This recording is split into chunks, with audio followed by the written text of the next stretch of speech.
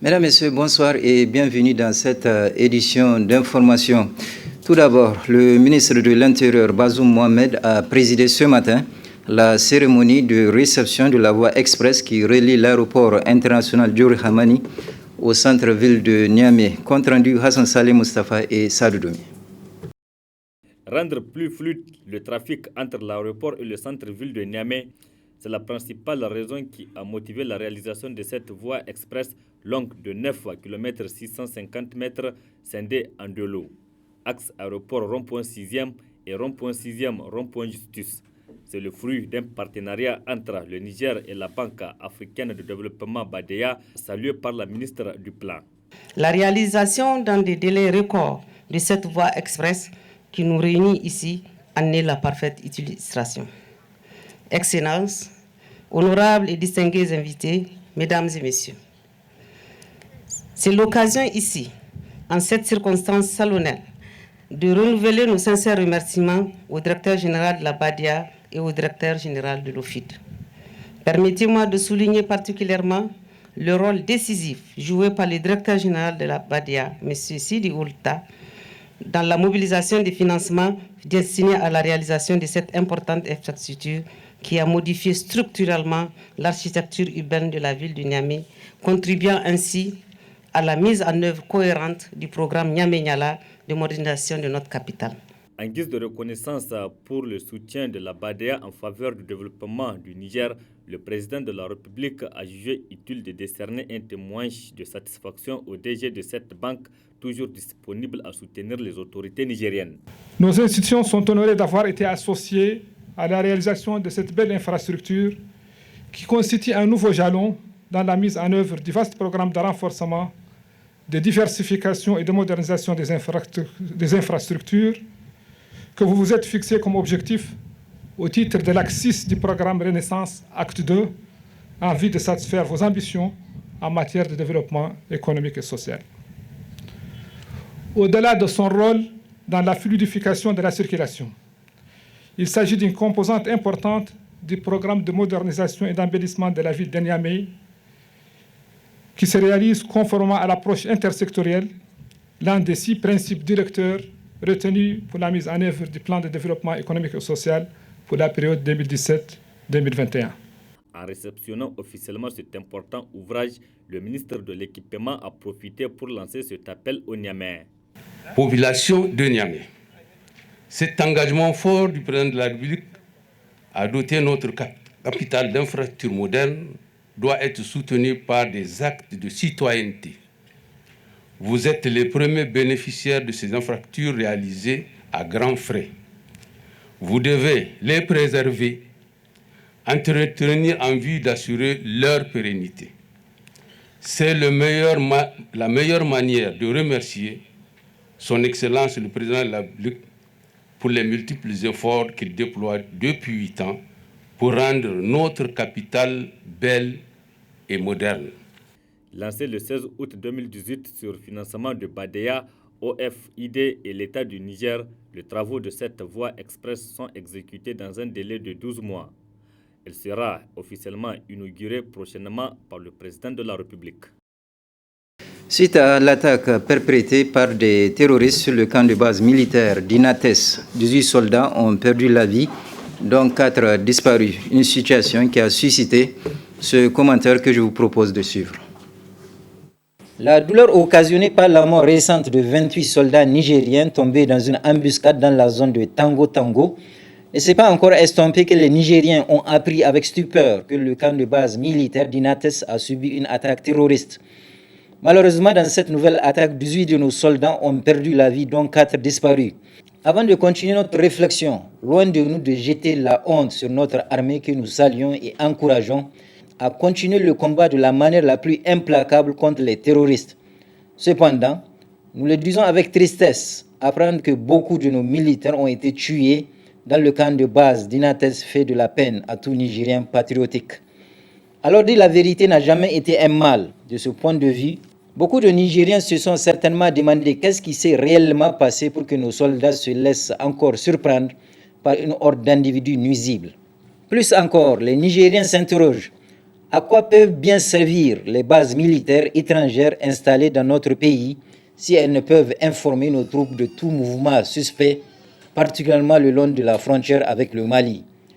Une situation incompréhensible dès lors que ces bases étrangères sont équipées à moyens techniques d'observation. L'attaque du camp de base d'Inates demande une enquête rigoureuse afin de situer les responsabilités. Oui, l'attaque du camp de base d'Inates rappelle au président Issouf Mahamadou qu'il a le devoir de troquer son grand boubou blanc pour endosser sa tenue militaire de général en chef de notre armée et se rendre d'abord dans la région de Tillabéri et ensuite à Difa afin de consolider notre dispositif sécuritaire. À ce niveau, il convient de rappeler la malheureuse radiation qui a été imposée au général de brigade Mohamed Munkela pour, dit-on, n'avoir pas été sur le terrain des hostilités pendant 11 mois. Alors, question de bon sens oblige. Depuis quand le président Issouf Mahamadou, qui aime tellement voyager, n'a-t-il pas mis les pieds à Tillabéri et Difa? Pour finir notre réflexion, nous dénonçons avec force le traitement malsain fait par la radio RFI sur l'attaque du camp de base d'Inates. Pour cause, on ne sait pour quel dessein RFI a relié l'attaque du camp de base d'Inates au prochain sommet de l'Union africaine qui se déroulera bientôt dans notre pays. N'en déplaise à RFI qui cherche à se moquer de l'intelligence des Nigériens, les différents chefs d'État qui viendront dans notre pays seront bien accueillis et sécurisés, Inch'Allah. Les activités du Salon international de l'éducation, de la formation, de la santé et de l'assainissement ont été lancées ce matin. Détail avec Marie-Christine Barmou et Aboubakar Soudé. Cette sortie médiatique de ces associations marque le lancement des activités du Salon international de l'éducation, de la formation, de la santé et de l'assainissement CIFOR+, qui regroupe 5 organisations dont l'Open, le Roisen, le Resden, l'ASSO-EPT et enfin le REGIA. Le CIFOR+, qui s'inscrit dans l'agenda des activités parallèles de l'Union africaine 2019, a entre autres objectifs de répondre aux différents appels. Le premier appel, c'est celui de son Excellence supérieure de la République, Alhaji Issouf Mahamadou, relayé par l'appel du Premier ministre qui demandait à tous les Nigériens, à toutes les Nigériennes, d'apporter leur concours afin que cette session de l'UA soit une réussite dans notre pays. Et le deuxième objectif, c'est de faire valoir une action citoyenne autour d'une mobilisation sociale sur des questions sociales que nous posons. Et aussi, un autre objectif, c'est de mettre en exergue la vision de l'Union africaine par rapport à l'ODD 3 relatif à la santé dans le monde, par rapport à l'ODD 4 relatif à la progression, à la promotion de l'éducation dans le monde et la formation, et l'ODD 6 relatif à l'eau, hygiène et assainissement. Mais aussi, notre objectif à travers ce Salon international de l'éducation, formation, santé, eau, hygiène, assainissement, c'est surtout aussi de créer un espace d'échange au sein de la société civile, autour de la société civile, sur des questions pour le partage de la vision de l'UA 2019. Au menu du CIFOR+, plusieurs activités seront entreprises du 5 au 7 juillet à l'Académie des arts martiaux. Les activités que nous comptons mettre en œuvre, c'est d'abord la création des stands d'exposition. Ces stands d'exposition que nous avons gracieusement mis à la disposition des OSC présentes au Niger, surtout des secteurs sociaux de base, et ensuite les ministères à travers les différentes directions pour mettre en exergue aussi tout le génie créateur du Nigérien, toutes les productions des Nigériennes et Nigériens à travers ces différents ministères en charge de l'éducation, de la formation, de la santé, eau, hygiène, assainissement. Mais aussi la deuxième activité au sein de ce CIFOR, ce sont les panels d'échange dans les 3 thématiques, éducation, formation, santé, eau, hygiène, assainissement. Mais aussi une autre activité de plaidoyer, tant sur les lieux même où nous allons tenir notre CIFOR au niveau de l'académie, à travers nos affiches, à travers nos banderoles, à travers les thématiques qui sont débattues au sein des panels et les expositions au sein des stands, mais aussi nous aurons un plaidoyer à l'endroit des chefs d'État et de gouvernement qui sont présents ici au Niger et au vu des efforts qu'ils font et du fait tout simplement que notre société civile, cette société civile africaine, n'est pas restée en reste et elle est très sensible à tous les efforts qui sont faits dans tous les États africains et notamment au Niger où tout le monde sait les efforts qui sont en train d'être faits dans ce secteur. Nous allons remettre un trophée au chef d'État présent ici à Niamey à la personne du président de la République, Alhaji Issoufou Mahamadou, comme trophée de champion des services sociaux de base pour les encourager à continuer à investir dans les secteurs sociaux de base dans notre pays. Enfin, le CFOR Plus lance un appel à l'endroit des artistes, des médias, des femmes, des jeunes et institutions de la République pour venir soutenir les initiatives de cette jeune organisation. Les activités culturelles du comité culturel animation et loisirs de l'agence UA 2019 ont été lancées hier à la place de la concertation. Des activités culturelles qui se poursuivront jusqu'au 8 juillet. Ismaël Moumouni et Ibrahim Abdou pour le reportage. Égayer la population tout au long de la semaine, objet de la présence à Niamey d'une pléthorique d'artistes, dont cette cérémonie marque le lancement officiel des activités culturelles qui annonce également les couleurs de l'événement. Cette contribution des artistes pour la réussite de la conférence de l'Union africaine n'a pas laissé indifférent le responsable de l'agence UA Niger 2019.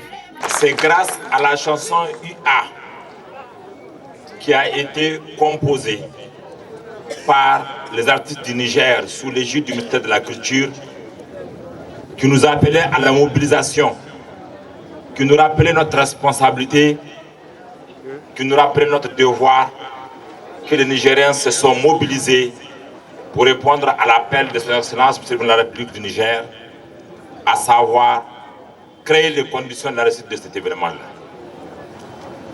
Aujourd'hui, nous sommes dans la dernière semaine et les artistes prennent encore le relais. Grâce au programme qui a été initié à partir d'aujourd'hui, toutes les soirées, Niamey sera animé. Les quartiers de Niamey seront animés. Les centres de loisirs seront animés. Et tout cela gratuitement pour notre jeunesse et pour notre population. Après avoir remercié tous ceux qui concourent à la réussite de l'événement continental que Niamey va accueillir, le ministre de la Renaissance culturelle a tenu à adresser un message à l'endroit de la population. Ne vous faites pas piller pour assister à ces événements. Ils sont mis en place, organisés pour vous. Alors, mobilisons-nous, non seulement pour accueillir cette population, mais aussi pour être chaque jour les consommateurs de notre propre culture. Que Dieu vous aide pour cela. Mais sur cette rubrique, je profite pour dire, beaucoup d'actions de salubrité ont été entreprises à Niamey. Beaucoup d'actions, par beaucoup d'acteurs, dans beaucoup de lieux. C'est bien, c'est merveilleux. Mais la salubrité et la propreté, ce n'est pas une affaire ponctuelle. C'est une affaire de tous les jours. Inch'Allah, notre rêve, ce qu'il faudrait que dans 2, 3, 4 ans, qu'on parle de Niamey, comme beaucoup de gens du monde parlent de Kigali. Ainsi, du 2 au 8 juillet, les habitants de Niamey auront droit à des prestations artistiques, et c'est là dans plusieurs quartiers de la capitale. Le gouverneur de la région a invité la population à réserver un accueil de grands pompes aux autres qui feront le déplacement à Niamey. La friperie qui offre des habits pour tous les âges demeure un des moyens les plus pratiques pour s'habiller. D'autres précisions avec Asma Oussedou et Ibrahim Abdou. Ils sont de tout genre et de toute variété. Les habits d'occasion ou la friperie disponible dans les différents marchés. Une activité qui a le vent en poupe. L'un des grands points de vente à Niamey est le marché Wadata. Ses habitants sollicités proviennent généralement de Lomé, Cotonou ou encore Ghana. La bobo vous gufunda. Gufunda Lomé, gufunda Cotonou.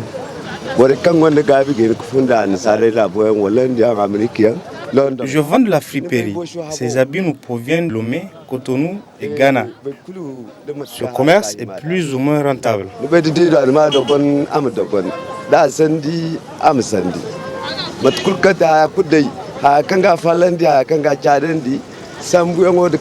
Ça dépend du transport. Notre seul problème, c'est au niveau du dédouanement. On en trouve pour toutes les bourses. Les clients viennent acheter. Dieu merci.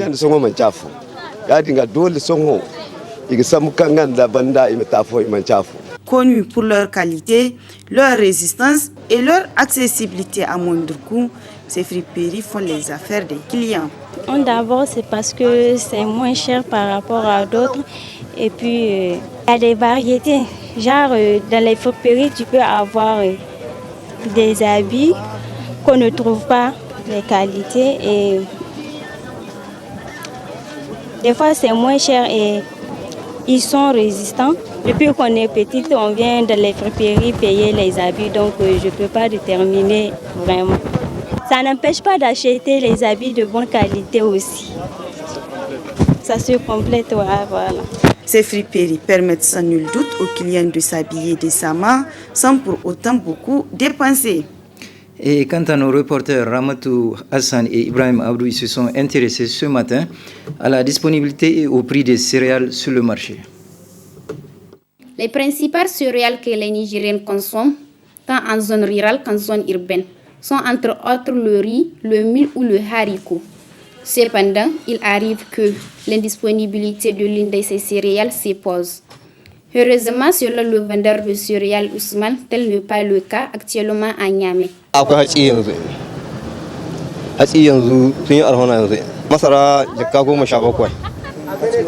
Le mil est disponible maintenant et à un prix très abordable. Le sac du maïs est à 17 000 et celui du mil à 20 000 francs CFA. Le céréal nous provient de Malanville, du Mali et du Burkina.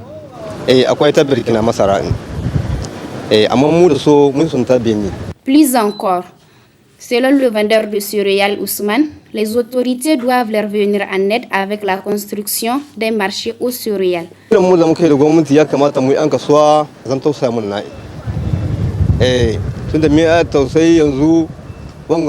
lance un appel à l'endroit des autorités de nous venir en aide en nous trouvant une place fixe pour faire notre commerce.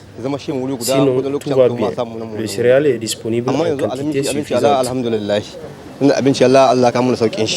Enfin, les Niaméens qui aiment manger de la pâte de mil n'ont aucun souci à se faire. Pour l'heure, la disponibilité en mil est bien assurée.